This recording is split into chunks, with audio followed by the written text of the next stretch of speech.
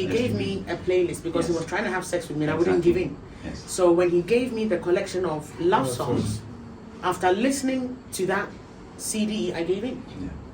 But without that influence of the music, I never would have. So there is a presence, there is power, there is a spirit, there is strength behind all the music that we sing. So in the Bible, the prophet Samuel said to Saul, for you to become another man, for you to be who the Spirit of the Lord can live in, go and join the company of the prophets. And as they sing and as they worship, the spirit behind the music will enter you and you become another man. Pastor Mike.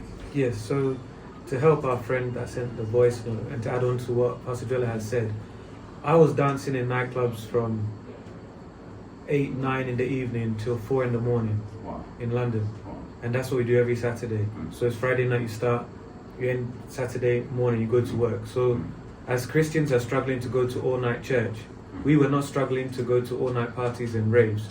And it was a spirit and it was an influence. So we were indulging in that music. It was our fuel, it was our medication, it was our cocaine, it was our weed. It empowered us to be able to do the lustful things that came into our minds. It empowered us to do the hateful things to other people that made us feel better. It empowered us to have a certain speech, a certain behavior. It's a culture, it's a dressing.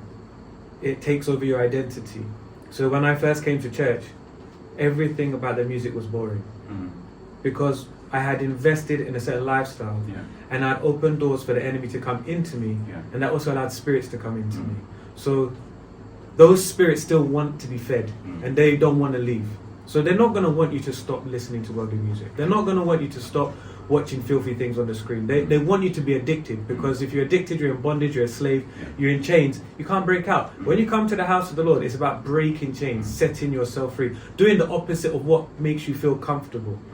So we fueled a certain lifestyle in the world, we fed it.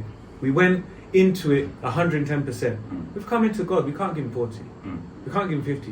You need to give God 110%. So that means get rid of the worldly music and force yourself onto the worship and the praise.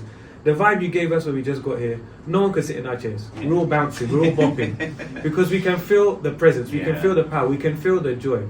It comes with the lifestyle. We want it, we want to fuel it. So she has to be intentional. Pastor John and I were just speaking about when we were in the youth group back in the day.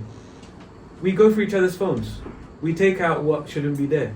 At that time we were listening to CDs. We would bring our CDs to youth group. Now no one really uses a CD. But we were vibing with CDs, worldly ones. The Tupacs and Snoop Dogg and Mary J. Blige and Puff Daddy and all these guys. But we'd come to youth group and bring